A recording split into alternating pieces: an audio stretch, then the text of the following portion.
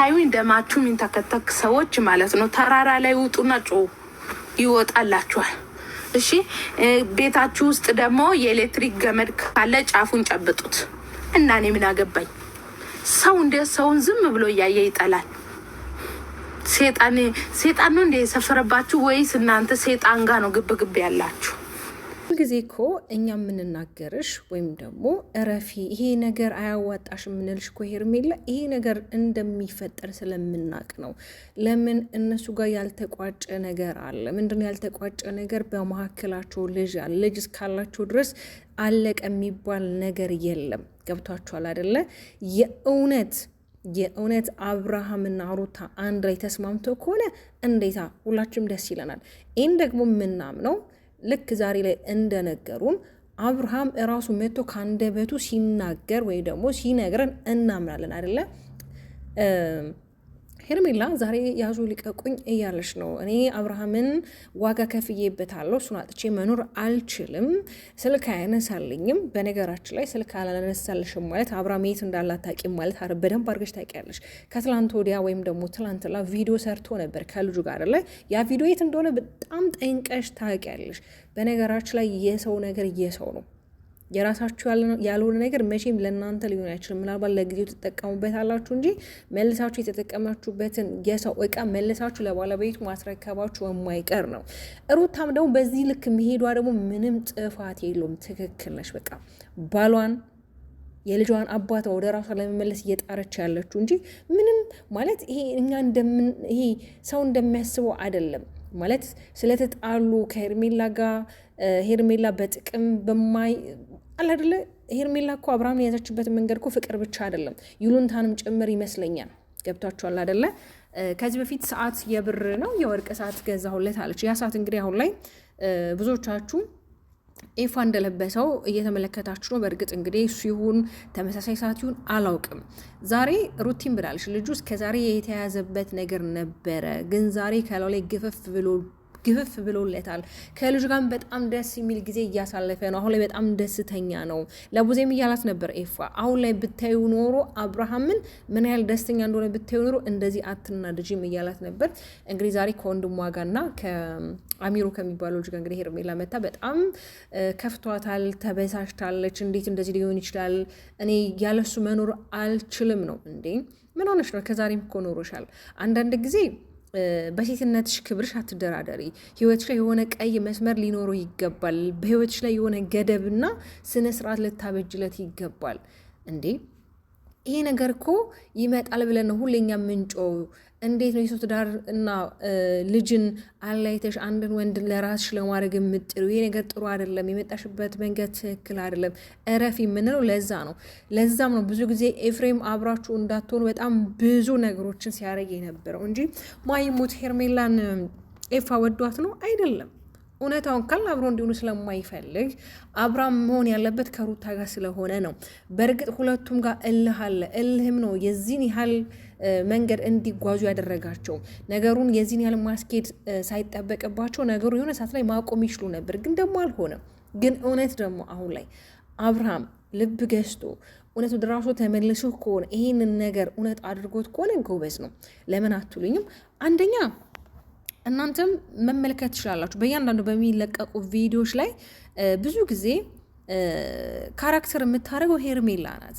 ለመደነስ እንኳን አብሯ ሲጠጋ እሷ ትለጠፋለች። ማለት የምታደርጋቸው ሪአክሽኖች በጣም የተለዩ ወጣ ያሉ ናቸው። ለምን? ካለባበሷ ጀምሮ ስነስርዓት የላትም። ፍቅር እኮ ባፍ ብቻ አይደለም። ይሄ ባፍ ስላውራ ነው አይደለም፣ አንዳንዴ በተግባር ነው አይደለ?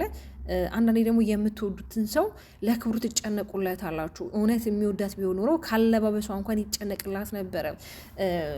የማይታይ ፕራይቬት የሆኑ ነገሮች መቼም ሴት ልጅ ነኝ እኔ አይደለ፣ ግን ደግሞ አንዳንዴ በቃ መናገር የሌለባችሁ ነገር እዚህ ጋር እንድትናገሩ የሆነ እሷ የምታደርገው ነገር ይገፋፋቸዋል። መታየት የሌለባችሁ ፕራይቬት አካሎቿ እየታዩ ነበር። ያ መሆን የለበትም። እውነት ደግሞ አብርሃም የሚወዳት ከሆነ ያን ነገር እንዳታረገው እንድትሰተር ያረጋት ነበረ።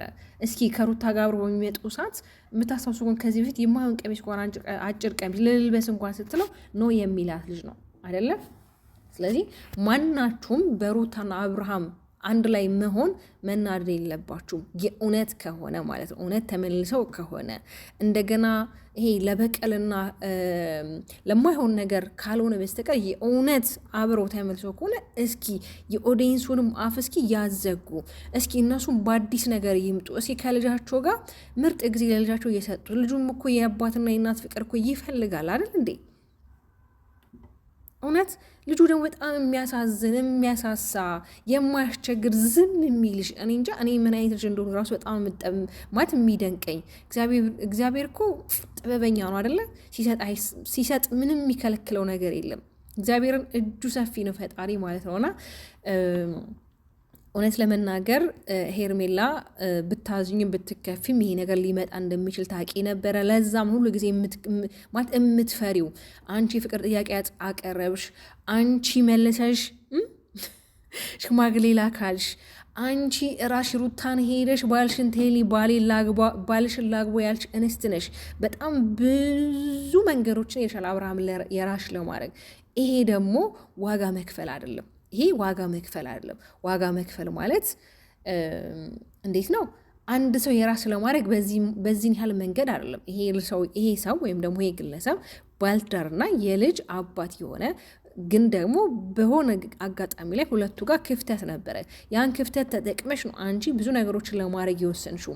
እስኪ አስቢው አሁን ላይ አንቺ ላይ የሚሰማሽ እንኳን በትንሹ ስሜት ሩታ ላይ ምን ያህል ተጽዕኖ ሲፈጥርባት ነበረ በእርግዝናው ሰዓት፣ እንዲሁም በወለደችበት ሰዓት፣ ከወለደችን በኋላ ከአራስ ቤት በኋላ ደግሞ ልጇን እያሳደገችበት ባለበት ሁኔታ ላይ ብዙ ጊዜ ተደጋጋሚ ሩታ ህይወት ላይ እየመጣሽ የምታረጊያቸው ሪያክሽኖች በጣም ደባሪ፣ በጣም አስጠሊታ፣ በጣም እልህ አስጨራሽ ነበሩ። እስኪ አሁን ላይ አንቺ አብርሃም አንድ ቀን ስልክ አላነሳም ስለተባለ ገና ለገና ውስጥሽ በቃ አብርሃም ከሩታ ጋር አብሮ ይሆናል የሚለው ስጋ ስላለሽ ምን ያህል ውስጥሽ እንደሚጨነቅ ምን ያህል ፍራቻ ውስጥሽ እንደዋጠው እስኪ ለራስሽ እስኪ ጠይቂው።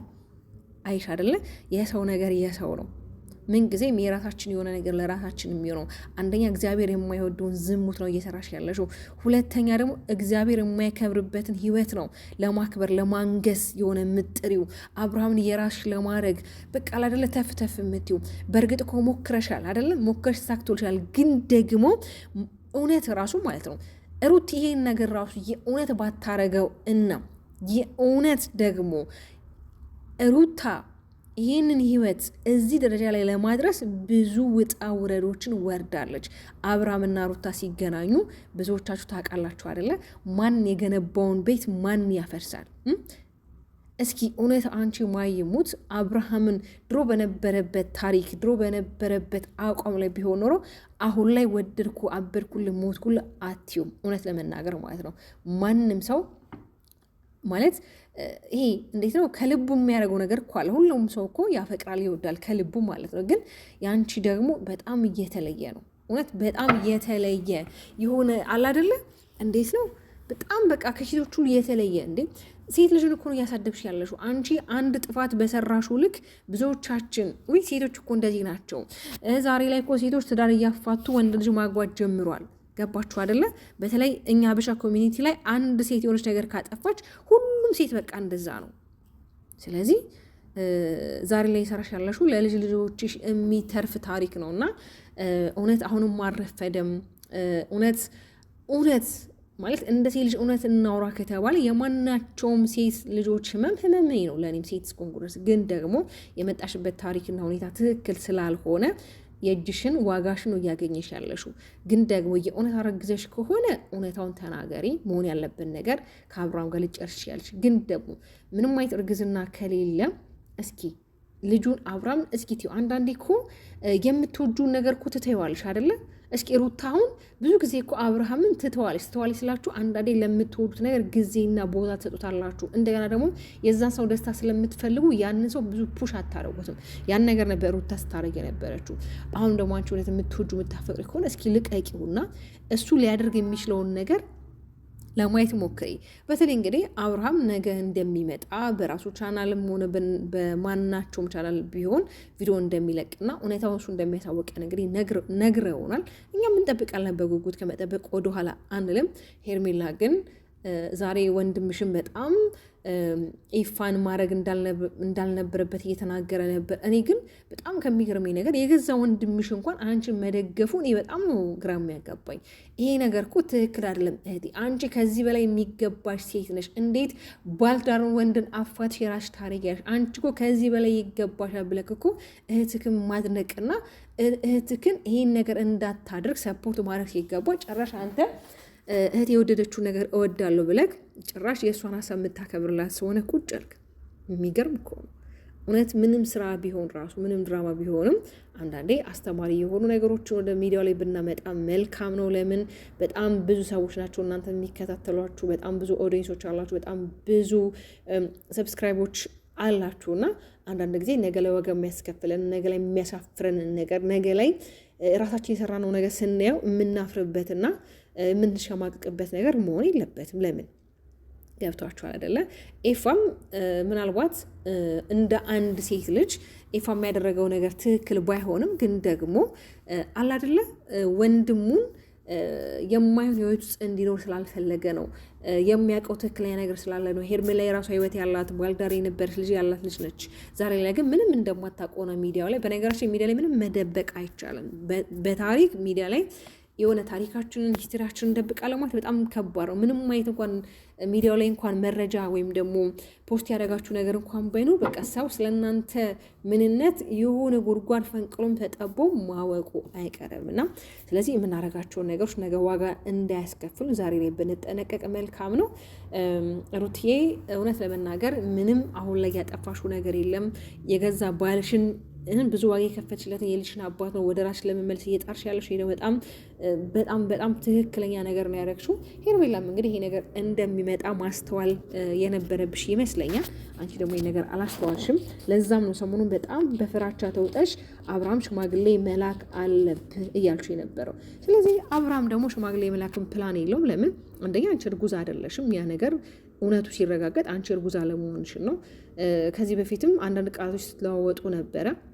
ያ ማለት ደግሞ እንዳላረገሽ ብዙ የሚያሳውቁ ወይም ደግሞ ሀሳቦችን ሰምተናል እዚሁ ቪዲዮያችሁ ላይ እና የኔ ውድ ተወዳጅ ቤተሰቦች ላይክና ሼር ሰብስክራይብ እንዲሁም ሀሳቦቻችሁ ኮሜንት ላይ አስቀምጡልኝ። ባባይ